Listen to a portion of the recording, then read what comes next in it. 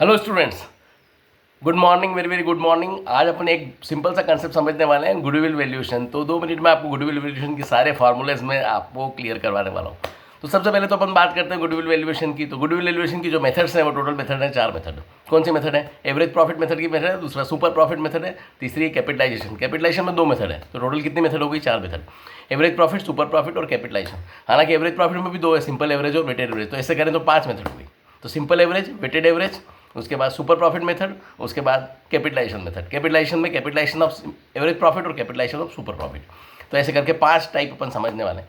तो सबसे पहले अपन बात करें सिंपल एवरेज प्रॉफिट गुडविल के मेथड की। तो सिंपल एवरेज प्रॉफिट में क्या करेंगे? सिंपल एवरेज प्रॉफिट निकालेंगे हम, पिछले साल जितने भी पिछले साल है उनका एवरेज कर देंगे। एवरेज मतलब नंबर ऑफ ईयर्स से डिवाइड कर देंगे, जितने ईयर्स होते हैं प्रॉफिट को जोड़ के, और उसको आगे के जो ईयर्स हैं नंबर ऑफ ईयर्स परचेज उससे मल्टीप्लाई कर देंगे। याद रखना, नंबर ऑफ ईयर परचेज और नंबर ऑफ ईयर्स जो एवरेज निकालने में यूज़ करते हैं दोनों अलग अलग होते हैं। जो एवरेज निकालने में आप नंबर ऑफ ईयर्स यूज़ करते हो ना मेरे बच्चों, वो कौन से हैं? वो पास्ट ईयर्स के हैं। और जो नंबर ऑफ ईयर्स आप इंटू परचेज वाला मल्टीप्लाई करते हो तो फ्यूचर ईयर्स के होते हैं। तो ये मेथड कौन सी हुई? Average profit method. अब दूसरी जो मेथड है, तो एवरेज प्रॉफिट मेथड को एवरेज प्रॉफिट को नंबर ऑफ ईयर परचेज से मल्टीप्लाई कर देंगे तो आपको गुडविल मिल जाएगी। ऐसे ही आपको अगर वेटेड एवरेज प्रॉफिट चाहिए तो वेटेड एवरेज प्रॉफिट को नंबर ऑफ ईयर से मल्टीप्लाई कर देंगे तो आपको गुडविल मिल जाएगी। वेटेड एवरेज निकालने के लिए क्या करना होता है? हर 4 साल के प्रॉफिट है मान लो, तो चारों को वेट असाइन करना होता है 1 2 3 4।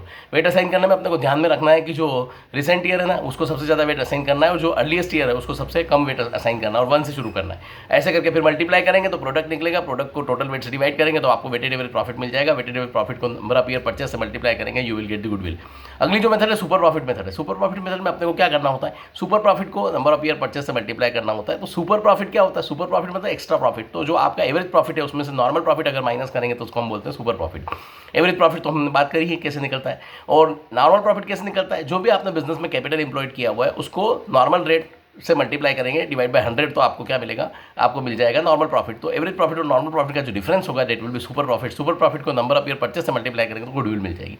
आगे हम बात करते हैं capitalisation of average profit. Capitalisation of average profit में क्या करना है? जो भी एवरेज प्रॉफिट आपने निकाला था पिछली मेथड में भी, उसको आपको एनआरआर से डिवाइड करना है, 100 से मल्टीप्लाई करना है, और माइनस कैपिटल एम्प्लॉयड कर देना, आपको गुडविल मिल जाएगी। और अगर आप कैपिटलाइजेशन ऑफ सुपर प्रॉफिट से करते हो तो डायरेक्ट आपको गुडविल मिल जाएगी, super profit divide by NRR normal rate of return into 100। तो ऐसे करके आपको गुडविल निकाल सकते हैं। अब एक और बात याद रखनी कि इन सब मेथड में जब एवरेज प्रॉफिट आप निकालते हो ना, तो average profit purely business profit होना चाहिए। इसका मतलब एवरेज प्रॉफिट जो आपको गिवन है उसमें अगर नॉन बिजनेस आइटम्स कुछ भी है, नॉन बिजनेस इनकम है या नॉन बिजनेस एक्सपेंसेस है, तो अकॉर्डिंगली उसको एलिमिनेट करना पड़ेगा। तो नॉन बिजनेस इनकम है तो उसको डिडक्ट करना पड़ेगा, और नॉन बिजनेस एक्सपेंसेस है या नॉन बिजनेस लॉसेस जो हैं या एबनॉर्मल लॉसेस हैं वो आपने माइनस कर रखे तो उसको ऐड करना पड़ेगा। तो इस तरीके से आप पूरा का पूरा क्या कर सकते हो?